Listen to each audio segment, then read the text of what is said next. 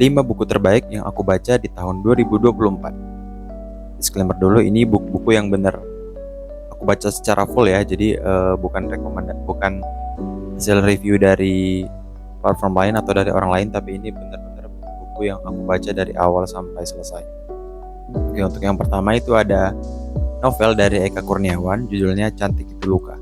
Ini adalah novel pertama yang benar-benar buat aku kayak boom, meledak gitu, karena isi novelnya itu benar-benar menabrak norma-norma yang ada dan bahasanya itu benar-benar vulgar dan brutal gitu. Jadi no sensor, misalnya kata-kata kotor yang benar-benar kotor, kata-kata yang halus juga ya dibuat dengan baik. Dan jalan ceritanya, premisnya itu tentang seorang perempuan bernama Dewi Ayu. Dia ini bisa dikatakan perempuan bayaran atau pelacur, tapi dia pelacur dengan tingkat tertinggi gitu. Jadi bisa dibilang dia ini pelacur untuk kalangan-kalangan tinggi gitu, kelasnya tinggi gitu. Dan dia bekerja di dalam sebuah rumah bordil, namanya Rumah Bordil Mama Kalong. Itu nama yang unik juga sebenarnya, dimana konfliknya itu seputar si Dewi Ayu inilah. Dia itu punya wajah yang cantik dan segala macamnya, hingga aku nggak mau terlalu banyak spoiler. Yang jelas ini kisah kehidupan tentang Dewi Ayu, dan Eka Kurniawan menulis buku ini dengan sangat bagus gitu. Jadi aku sangat merekomendasikan buat kalian untuk baca buku ini secara full ya, secara lengkap, dan dibaca dari awal sampai akhir. Dan buku ini tuh tipe buku yang bisa dinikmati tanpa harus berpikir aneh-aneh gitu. Jadi kayak kita nggak harus nebak jalan ceritanya kemana. Yang jelas baca dan nikmati, dan silakan tenggelam dalam ceritanya. Oke, untuk buku yang kedua, ini dari Laila S. Chudori, judulnya Laut Bercerita. Ini buku yang sangat populer di Indonesia, dan aku juga tahu ini dari Twitter kemarin itu, karena banyak yang bahas kan di akun-akun Bookfest. Jadi aku tertarik untuk lihat sinopsisnya dan tertarik untuk baca gitu. Ini cerita tentang kejadian di tahun 98, kurang lebih latar tahunnya di tahun segitu, dimana tokoh utamanya bernama Laut Biru kalau nggak salah ya.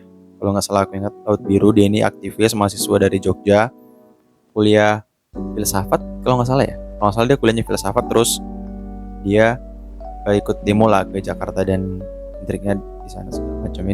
Ini buku pertama dari Laila yang aku baca, Laila S. Chudori yang aku baca, dan aku suka dengan penggambaran dia soal kejadian 98. Dimana kita tahu di situ ada konflik ya. Di situ juga rezimnya Soeharto diturunkan. Jadi itu lumayan, itu kejadian besar sih untuk bangsa Indonesia ya. Dan cerita alam di sini juga, cerita laut di sini juga sangat mungkin bisa dibilang cukup menggambarkan lah bagaimana situasi dan ya penyiksaan yang dilakukan oleh aparat. Jadi buku ini cukup aku rekomendasikan sih untuk kalian baca, atau seenggaknya untuk kalian yang belum tahu gitu mengenai kejadian yang terjadi di tahun 98, kalian harus baca buku ini.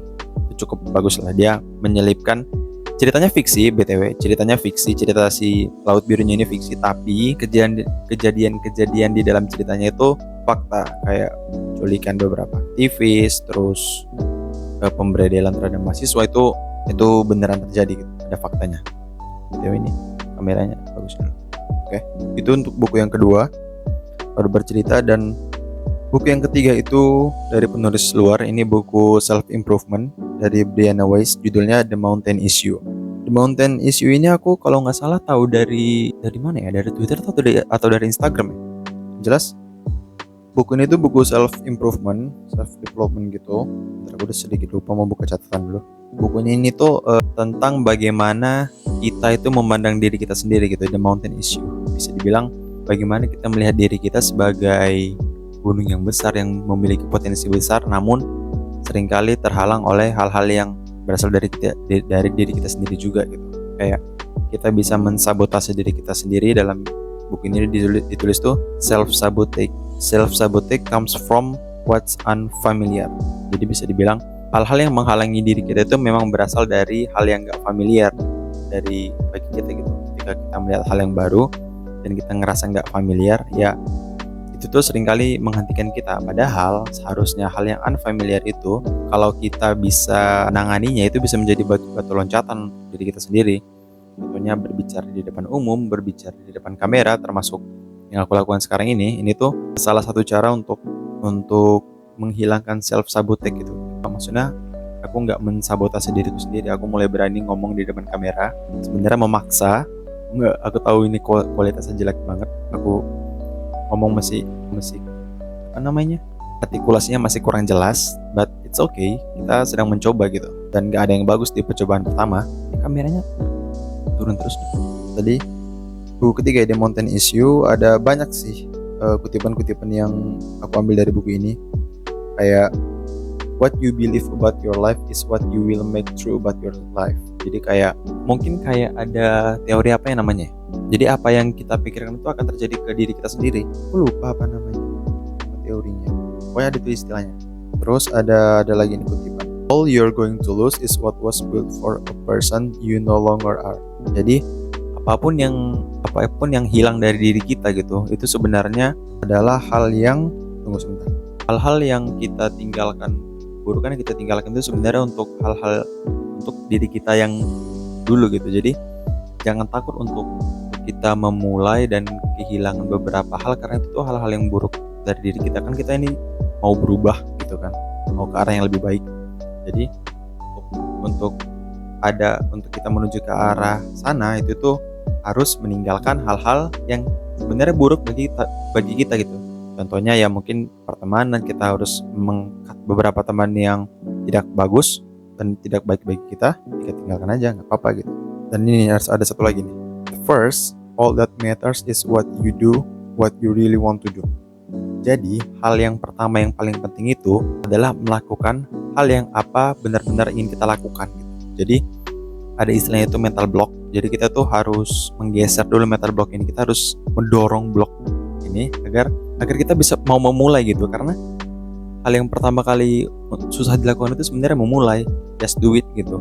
Kita nggak perlu mikirkan bagusnya, kita nggak perlu mikirkan gimana reaksi orang terhadap apa yang kita lakukan. Yang perlu kita lakukan hanya lakukan aja, just do it. Dan itu yang aku lakukan di video ini, karena ini video pertama. Aku juga nggak tahu mau bahas apa awalnya, jadi ya udahlah, karena aku suka baca buku, aku kasih rekomendasi 5 buku aja gitu. Karena aku nggak tahu lagi mau video apa. Yang keempat, tadi yang ketiga The Mountain Issue, Brianna Weiss. Yang keempat, ini buku dari Richard Dawkins, judulnya The Selfish Gene. Ini juga ini bukan buku self development sih, ini buku yang agak teknis sebenarnya. Buku soal bagaimana gen-gen kita itu mempengaruhi hidup kita gitu. Bagaimana hidup kita itu sebenarnya dipengaruhi oleh gen-gen kita. Tahu ini panas banget, bentar hidupin kipas. Jadi buku ini ditulis oleh Richard Dawkins. Ini seorang ilmuwan, bisa aku bilang ya, peneliti yang cukup terkenal. Dan ini kayaknya ada beberapa buku yang aku tertarik, kayak The Delusion of God. Itu bukunya dia juga, pingin aku baca cuman belum kesempatan. Jadi The Selfish Gene dulu. Ada beberapa kutipan dari buku The Selfish Gene ya. Jika sesuatu itu benar, khayalan sebanyak apapun tak bisa menyangkalnya. Jadi dari kutipan itu dia bilang kalau sesuatu itu udah benar, mau apapun opini atau tanggapan di luar hal itu tetap benar gitu. Jadi 1000 opini tidak bisa merubah satu fakta gitu kurang lebihnya. Jadi apa yang sudah menjadi fakta, ya emang itulah faktanya gitu. Ntar aku cari quote-quote yang menarik lagi. Ini ada juga nih. Saya akan menyatakan bahwa kualitas utama yang dapat diharapkan dalam gen yang sukses adalah keegoisan tanpa ampun atau ruthless selfishness. Jadi untuk menjadi orang yang sukses bisa dibilang itu kita harus tega gitu, harus punya ketegaan untuk melakukan atau menindas gitu. Memang terkesan agak keras, tapi kalau kita perhatikan juga orang-orang yang berada di top level itu bukan orang-orang yang gak tegaan. Mereka tuh orang yang tega untuk ya sekedar memecat karyawan, memarahi orang, mengingatkan seseorang gitu tuh harus tega gitu. Jadi itulah banyak insight baru sih dari buku ini, terutama soal bagaimana dunia bekerja ya, dan bagaimana orang-orang yang tidak bertahan hidup itu sebenarnya karena mereka bukan gitu. Gimana ya bahasanya? Aku juga bingung ini gimana jelasin. Lupain. Di sini juga di buku ini juga dibahas mengenai teori evolusi ya, yang banyak disalahpahami orang. Pikirannya kita berasal dari monyet, padahal enggak ya. Ya kalian harus baca sendiri sih. Ya, buku The Selfish Gene ini bagus. Ini semua buku 5 buku yang aku jadikan buku terbaik di tahun 2024 ini buku dengan rating 5/5 atau rating bintang 5 lah dari aku, karena sangat aku rekomendasikan. Kita lanjut ke buku kelima. Ini buku novel juga tapi dari luar negeri, dari penulis The Lost Symbol, Angel and Demon itu Dan Brown.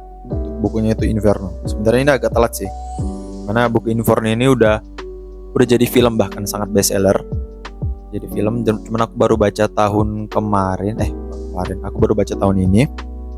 Dan seperti umumnya buku Dan Brown, bercerita tentang perjalanan profesor simbologi dari Harvard, Robert Langdon. Terlalu dingin. Bercerita tentang Robert Langdon, di mana dia ini kayaknya mengambil latar tempatnya di Italia kalau nggak salah, dan mengangkat tokoh, aku kurang tahu sih. Ini aku lupa juga ini di Italia atau di Perancis. Ini di Italia, dan mengangkat sebuah tokoh bernama siapa ya namanya? Namanya Dante Alighieri. Nah ya itu kayak penyair terkenal dari Italia, Vienna. Jadi ada sangkut pautnya ke situ. Terus yang paling aku suka di sini plot soal seorang ilmuwan jenius yang ingin memusnahkan manusia karena terlalu banyak, karena topik utama masalahnya itu soal overpopulasi. Jadi gimana si ilmuwan ini menciptakan suatu ramuan, dia itu dapat dia itu dapat membuat orang-orang yang menghirupnya melalui udara jadi tidak bisa memiliki keturunan atau mandul. Jadi bukan seperti Thanos yang menghilangkan setengah populasi dengan jentikan jari, tapi pengendalian populasi yang dilakukan tokoh antagonis di novel ini tuh gimana menghentikannya dengan tidak memiliki keturunan gitu, atau dengan membuat orang-orang menjadi mandul. Karena kan ya populasi dunia udah semakin banyak, kesenjangan dan segala macamnya. Dan aku ini bagus ya, apalagi menyinggung soal Dante Alighieri kan, itu tokoh penyair besar.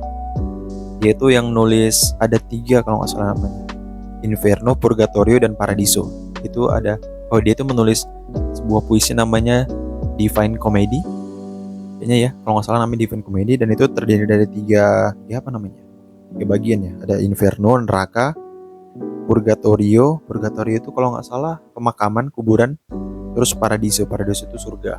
Jadi itu kayak ya sebuah pengalaman imajinatif Dante selama dia menjalani itu semua.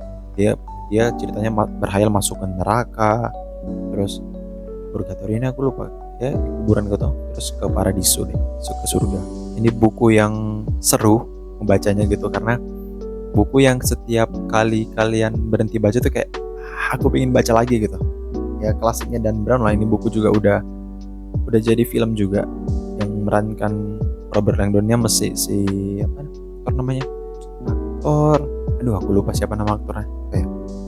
Sebentar aku cari. Siapa namanya? Tom Hanks. Ya. Nama aktornya itu Tom Hanks. Nah, dia tuh yang meranin Robert Langdon. Jadi itulah 5 buku terbaik yang aku baca di tahun 2024. Kita rekap lagi. Yang pertama ada Cantik Itu Luka dari Eka Kurniawan. Yang kedua ada Laut Bercerita dari Laila S. Chudori. Ketiga ada The Mountain Issue dari Brianna Weiss. Yang keempat ada The Selfish Gene dari Richard Dawkins. Dan yang kelima ada Inferno dari Dan Brown. Itu dia untuk 5 buku terbaik di tahun 2024 yang aku baca. Aku tahun 2024 ini total membaca ada sekitar 14 buku kalau nggak salah. Ya 14 buku. Karena target aku tuh 12 buku dalam setahun kan. Jadi kalau rata-rata itu 1 bulan 1 buku lah minimal ada yang harus dibaca gitu. So itu dia 5 buku terbaik di tahun 2024. Sekian.